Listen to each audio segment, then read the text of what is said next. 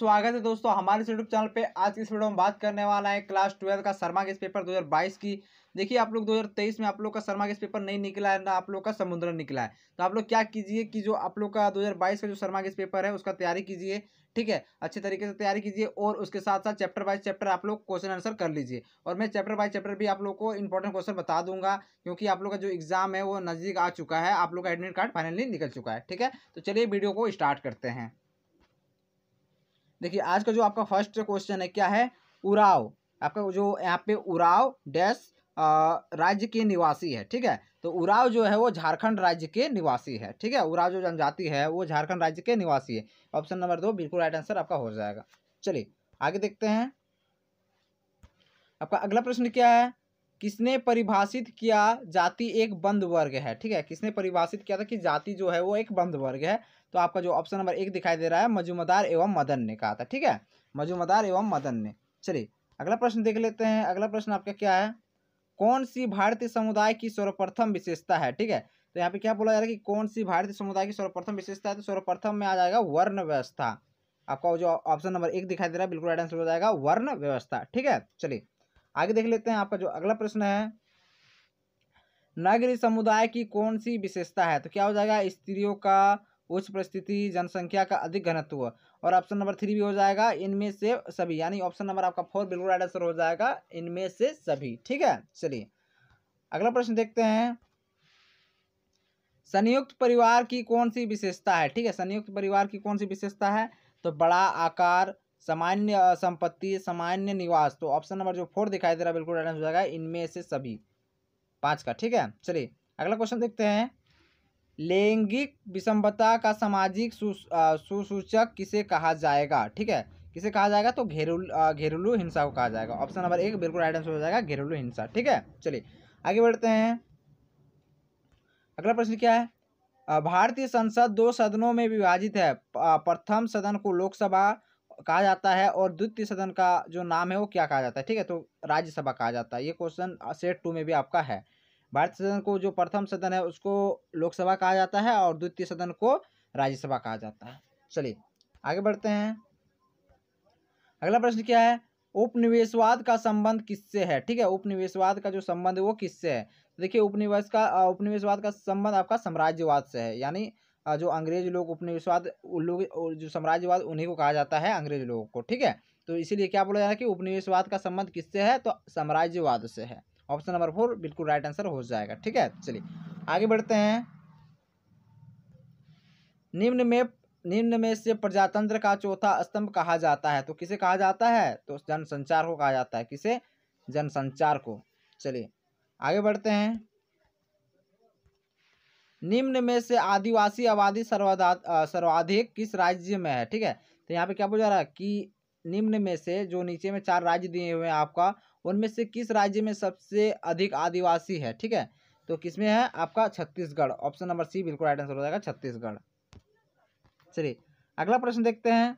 अगला प्रश्न क्या है, वर्ण में क्या प्रधान है, ठीक है। वर्ण में जो है वो क्या प्रधान है। तो वर्ण में क्या प्रधान है, कर्म। ऑप्शन नंबर 3 बिल्कुल राइट आंसर हो जाएगा वर्ण में कर्ण प्रधान है, ठीक है। चलिए आगे देख लेते हैं। आपका जो अगला प्रश्न है क्या हो जाएगा, जाति में क्या प्रधान है, ठीक है। जाति में क्या प्रधान है। तो जाति में आपका क्या हो जाएगा, जन्म, ठीक है। जाति में क्या हो जाएगा, जन्म। और वर्ण में कर्म, ठीक है। चलिए आगे देख लेते हैं। द इंडियन विलेज कम्युनिटी के लेखक कौन है, ठीक है। तो कौन है। तो पावेल है। ऑप्शन नंबर 3 बिल्कुल राइट आंसर हो जाएगा पावेल। चलिए आगे देख लेते हैं। जो आपका अगला प्रश्न है, पर संस्कृति ग्रहण का संबंध है, ठीक है। पर संस्कृति का जो ग्रहण है वो क्या है। तो स्वास्थ्य से है, ठीक है। ऑप्शन नंबर 1 बिल्कुल राइट आंसर हो जाएगा स्वास्थ्य से, ठीक है। चलिए आगे देख लेते हैं। अगला प्रश्न क्या है, बलवंत राय मेहता समिति का अनुशंसा किससे संबंधित है, ठीक है। तो किससे है, अल्पसंख्यक से, अल्पसंख्यक। ऑप्शन नंबर 1 बिल्कुल राइट आंसर आपका हो जाएगा अल्पसंख्यक से। चलिए अगला क्वेश्चन देख लेते हैं, आत्म का दर्पणवाद की अवधारणा किसने दिया, ठीक है। आत्म का जो दर्पणवाद का जो अवधारणा दिया था वो किसने दिया था। तो C.H. कुले ने दिया था। किसने दिया था, C.H. कुले ने। ऑप्शन नंबर 2 बिल्कुल राइट आंसर हो जाएगा C.H. कुले। चलिए अगला प्रश्न देख लेते हैं, समाजशास्त्र के जनक कौन है, ठीक है। समाजशास्त्र का जनक कौन है। तो अगस्त कोम्टे। ऑप्शन नंबर 2 बिल्कुल राइट आंसर हो जाएगा अगस्त कोम्टे। चलिए अगला प्रश्न क्या है, संयुक्त परिवार व्यवस्था पाई जाती है तो कहाँ पे पाया जाता है, संयुक्त परिवार जो व्यवस्था है वो कहाँ पे पाया जाता है, तो औद्योगिक समाज में, ठीक है, औद्योगिक समाज में पाया जाता है। ऑप्शन नंबर 1 बिल्कुल राइट आंसर हो जाएगा आपका। चलिए अगला प्रश्न देखते हैं, ग्रामीण समाज की कौन सी विशेषता है, ठीक है, तो ग्रामीण समाज का जो विशेषता है वो कृषि व्यवसाय है। ऑप्शन नंबर 4 बिल्कुल राइट आंसर हो जाएगा, कृषि व्यवसाय। चलिए अगला प्रश्न देख लेते हैं, परिच्छन विवाह पाया जाता है, ठीक है, तो परिच्छन विवाह कहाँ पे पाया जाता है, तो भील नामक जनजाति में परिच्छन विवाह पाया जाता है। ऑप्शन नंबर 1 बिल्कुल राइट आंसर हो जाएगा आपका। चलिए अगला क्वेश्चन देख लेते हैं, ग्रामीण एवं नगरीय समुदाय को पृथक करने का मुख्य आधार क्या है, तो क्या है, व्यवसाय की प्रकृति। ऑप्शन नंबर 3 बिल्कुल राइट आंसर हो जाएगा, व्यवसाय की प्रकृति।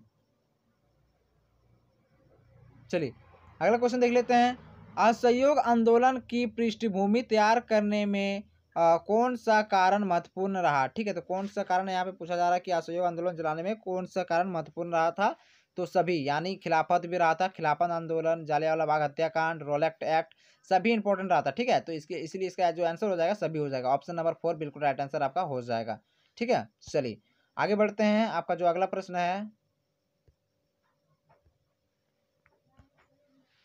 जाति के आधार पर जनगणना किसने शुरू किया, ठीक है, जाति के आधार पर जनगणना जो शुरू किया था वो किसने किया था, तो हर्बर्ट रिजले ने किया था, हर्बर्ट रिजले ने। ऑप्शन नंबर 2 बिल्कुल राइट आंसर हो जाएगा, ठीक है। चलिए आगे देख लेते हैं, आपका जो अगला प्रश्न है, सामाजिक संरचना का विचार देने वाला पहला समाजशास्त्री कौन था, ठीक है, तो कौन था, स्पेंसर था। ऑप्शन नंबर 2 बिल्कुल राइट आंसर हो जाएगा कि सामाजिक संरचना का विचार देने वाला जो पहला समाजशास्त्री था वो स्पेंसर था। ऑप्शन नंबर 2 बिल्कुल राइट आंसर आपका हो जाएगा। चलिए आगे देखते हैं, आपका जो अगला प्रश्न है, ग्रामीण समुदाय को नगरीय समुदाय से पृथक करने का मुख्य आधार है, ठीक है, तो क्या है, तो व्यवसाय की प्रकृति, व्यवसाय की प्रकृति। ऑप्शन नंबर 1 बिल्कुल राइट आंसर आपका हो जाएगा, ठीक है।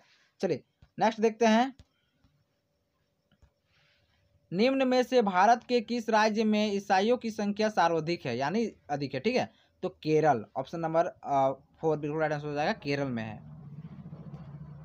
चलिए अब अगला प्रश्न देख लेते हैं, माता पिता नातेदारी के किस श्रेणी में आते हैं, जो माता पिता वो नातेदारी की किस श्रेणी में आता है, तो प्राथमिक, प्राथमिक में क्या आता है, माता पिता आता है, ठीक है। ऑप्शन नंबर 1 बिल्कुल राइट आंसर आपका हो जाएगा। चलिए अगला प्रश्न देख लेते हैं, निम्नांकित में से जाति व्यवस्था की एक मौलिक विशेषता नहीं है, ठीक है, मौलिक विशेषता नहीं है, तो क्या पूछा रहा है यहाँ पे, सामाजिक गतिशीलता नहीं है, ठीक है, सामाजिक गतिशीलता। ऑप्शन नंबर 3 बिल्कुल आपका राइट आंसर हो जाएगा।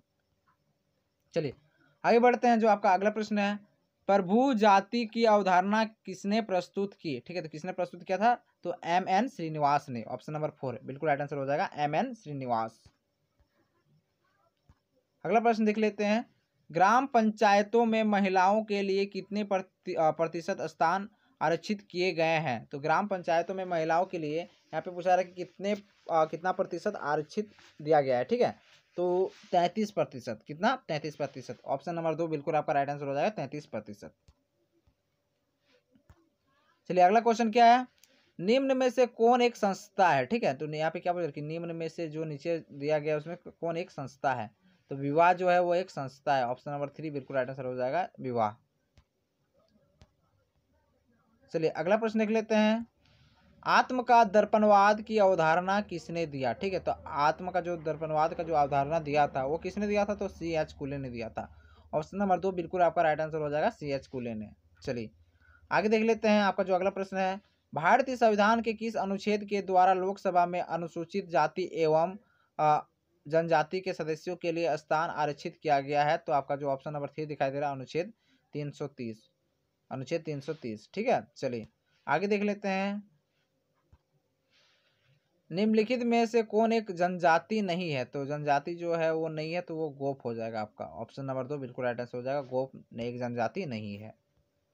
चलिए अगला प्रश्न देखते हैं, चाची नातेदारी के किस श्रेणी में आती है, ठीक है, तो द्वितीयक आपका क्या हो जाएगा, जो प्राथमिक में आता है वो माता पिता आता है, और चाचा चाची जो आपका आता है वो द्वितीयक श्रेणी में आता है। प्रथम में माता पिता और द्वितीयक में चाचा चाची, ठीक है। चलिए अगला प्रश्न देख लेते हैं, भारतीय सामाजिक व्यवस्था का महत्वपूर्ण पहलू क्या है, ठीक है, भारतीय सामाजिक व्यवस्था का जो महत्वपूर्ण पहलू है वो क्या है, तो संयुक्त परिवार, ठीक है, संयुक्त परिवार।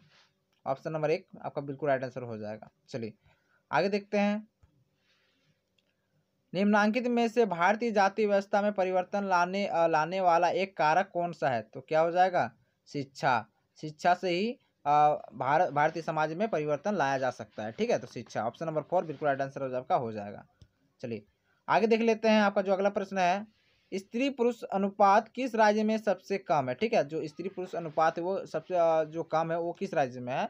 तो आपका हो जाएगा पंजाब, ऑप्शन नंबर 3 बिल्कुल राइट आंसर हो जाएगा पंजाब, ठीक है। चलिए आगे देखते हैं, आपका जो अगला प्रश्न है, भारत पहला देश है जिसने अपनी जनसंख्या नीति की घोषणा की, वो कब किया था? ठीक है, तो 2000 बोल रहे हैं, 1952 में किया था, ठीक है, 1952 में। ऑप्शन नंबर 3 बिल्कुल राइट आंसर हो जाएगा 1952।